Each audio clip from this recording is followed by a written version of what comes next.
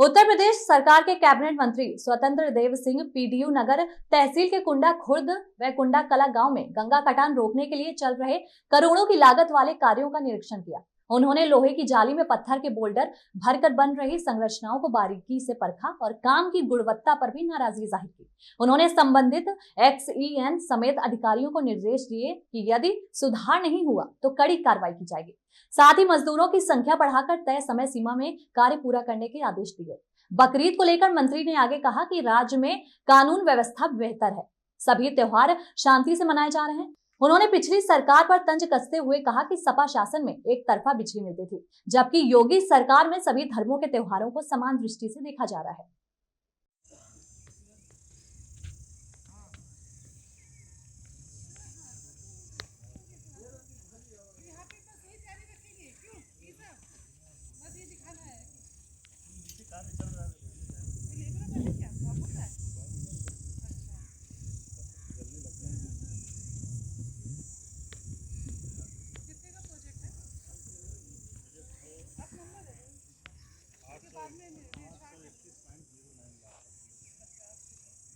आगे बढ़वा देते सर तो हो जाता है। कटान सर आगे हो रहा है। ये जो ट्यूब लगा है सर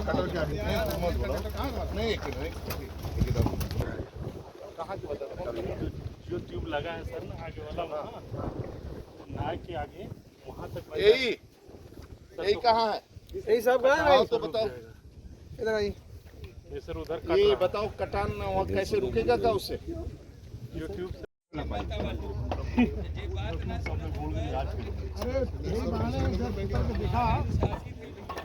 हमें सर्टिफिकेट नहीं चाहिए।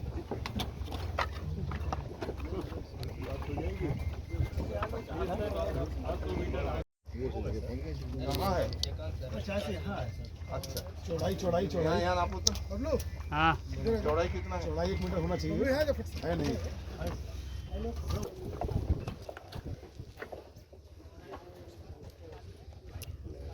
ये कितना होना चाहिए लंबाई? 7.5 मीटर सीढ़ी नुमा बना। स्टेयर होना चाहिए। रोड हमारे गांव को इतना खराब था। 15 साल बाद। हाँ 15 साल बाद 15-20 साल बाद।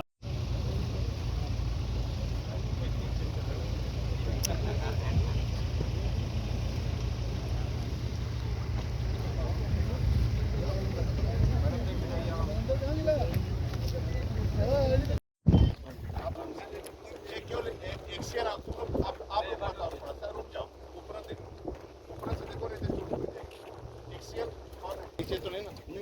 बस ये रोड तुम्हारा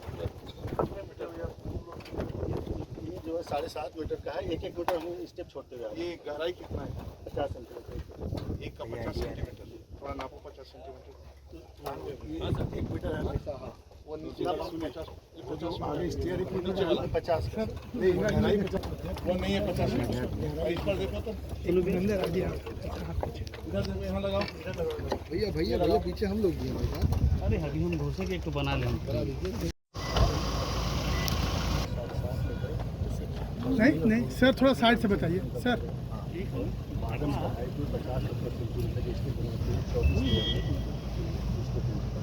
ये नया सिस्टम में टेंडर किए हो कि पुराने रेट से जो इसके पानी ऊपर जो पहुंचता है। हाँ, कटान शुरू होता है। तो हम लोग नया जो कार्य है, हाँ, टॉप लेवल तक हम स्टेप वेट करेंगे। आज सर्विसिंग रोड था दोनों गाँव कुंडा कला कुंडा तो इससे नहीं सोचे। इसके लेवल में जो पानी ऊपर गया तो कटान शुरू हो गया। लोगों का नुकसान होगा। सर ये भी 3 जुलाई तक डेडलाइन है कार्य पूरा होने का। क्या लगता है इसे पूरा हो जाएगा? हमारे तो लक्ष्य रखा हूँ 15 जून। हो सकता है 75% करना पड़ेगा। आज भी लगभग हमें दिखाई दे रहा है 40% के ऊपर काम होगा। यदि रात दिन कर देंगे काम तो कोई नहीं, गिट्टी ही रखना है, पटकना है, कोई ऐसी कठिनाई नहीं। लेकिन लेबर सहित ये देर रात में भी काम शुरू कर देंगे ईमानदारी के साथ तो ये काम पूरा कर सकते हैं। 30 जून के पहले कर लेंगे। सर देखा जा रहा है सर कुंडाकुर से रोना तक सर मिट्टी की खुदाई बहुत हो रही है, जो अवैध मिट्टी बहुत निकाला जा रहा है। उसका सर एक कारण है ये। इस बाढ़ से निपटते हैं पहले, और ये बाढ़ किसी गांव वालों की, इस गांव को नुकसान न हो, इस बाढ़ से हम समस्या का समाधान करेंगे। आपको पूरा विश्वास है। कल बकरीद शासन की क्या तैयारी है? कैसे शांतिपूर्वक कराया जाए? राज्य का कानून व्यवस्था अच्छा है। राज्य का कानून व्यवस्था अच्छा है। आप देखते हैं चाहे बकरीद हो, चाहे ईद हो, चाहे हिंदू त्योहार हो, हमारा राम बारात, देव दीपावली, दीपोत्सव, गंगा महोत्सव, ये सभी शांति से चल रहे हैं। उत्तर प्रदेश में सबका साथ, सबका विकास, सभी का विश्वास। सपा शासन में रहता था, ईद बकरीद को 24 घंटा लाइट देते थे, नवरात्र को 1 घंटा लाइट नहीं मिलता था। आज योगी सरकार में सभी को बराबर देखा जा रहा है। सब अपने अपने त्योहार ठीक ढंग से मनाएं, कोई सड़क पर गुंडई न करे, कोई डिस्टर्ब न करे, अपना अपना त्योहार ठीक ढंग से मनाए और शांति से। सर में क्या इस समय बाढ़ की परियोजनाओं को स्थलीय निरीक्षण करना पड़ रहा है।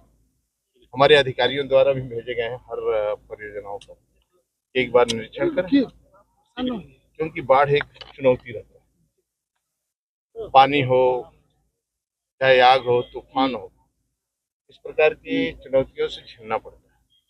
पिछले 8 वर्षों में आदरणीय योगी जी के आने के बाद, देश में प्रधानमंत्री बनने के बाद आदरणीय मोदी जी को उत्तर प्रदेश में बाढ़ की जितनी भी परियोजनाएं हमारी है, लगभग 1600 परियोजनाएं राज्य के अंदर 8 वर्षों हम लोग कंप्लीट किए हैं और राज्य के अंदर कोई जन हानि नहीं हुई किसी प्रकार की।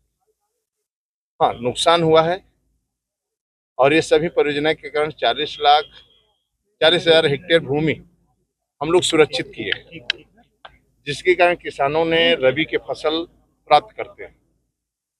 और इस समय 344 परियोजनाएं राज्य के अंदर हैं। राज्य के अंदर 344 परियोजनाएं चल रही है और 344 परियोजनाएं हमारी 15 जून तक कंप्लीट करना था, लेकिन कुछ परियोजनाएं हमारी कंप्लीट हो जाएंगी, कुछ परियोजनाएं खतरे के ऊपर हो जाएंगी। तो हम सभी परियोजनाएं पूर्ण कर लेंगे, क्योंकि इस समय मानसून जल्दी आ गया। अभी अपने राज्य में नहीं आया है, लेकिन केरल हुआ, महाराष्ट्र हुआ, कर्नाटका हुआ, आसाम हुआ, थोड़ा मानसून पहले आ गया। लेकिन अपनी तैयारी रहना चाहिए। हमारे सामने कठिनाई और चुनौती कब आती है? जब गंगा जी का बाढ़ और सरयू, घाघरा और राप्ती का बाढ़ जब दोनों आकर बलिया में एक साथ मिलती हैं, तो गंगा जी भी और राप्ती भी और सरयू भी ठहर जाता है, थोड़ा फ्लो करते हैं पानी। उस समय थोड़ा ज्यादा हमारे लिए चुनौती रहता है। यदि गंगा जी का पानी पहले निकल गया, बाद में सरयू जी के बाढ़ आया, तो कोई कठिनाई नहीं आती, हम उसको कंट्रोल कर लेते हैं। लेकिन दोनों जब पहुंचते हैं तो लगभग 30 से 40 लाख, और अपने राज्य से भी बाढ़ नहीं आता है। ये सब पानियां नेपाल, उत्तराखंड, हिमाचल प्रदेश, मध्य प्रदेश और राजस्थान, जिससे लगभग 20 लाख के ऊपर तो चंबल लेकर आती है। जब यमुना में आती है तो लगभग 20 लाख क्यूसिक पानी लेकर आती है। इसलिए ये सब चुनौतियों से हम लोग लड़ने के लिए अपनी परियोजनाएं जमीन पर दिखाई दे और सुरक्षित महसूस हो, तो सभी काम हमारे चल रहे हैं और जमीन पर दिखाई दे रहे हैं। जो भी काम होते हैं, चाहे पिछले वर्ष का काम हो जो हमारा है, आज भी टिका हुआ है। बाकी तो शासन आप देखते थे बह जाता था, लेकिन अपने भी 8 साल के जो भी काम हुए 17 से, जब से आदरणीय योगी जाए, वो आज भी काम दिखाए। हमारे 1800 मतलब 1600 जितने भी परियोजना है, आज में वो दिखाई देती। इसलिए मैं उसी को निरीक्षण, जो कमियां हमें दिखाई देता है उसको, हमें इसमें थोड़ी सी कमियां हमें दिखाई दी गिट्टी उट्टी के बारे में, मैं हिदायत दे दिया हूं दोनों को, एक्सीएन को, एसी को भी और एक्सीएन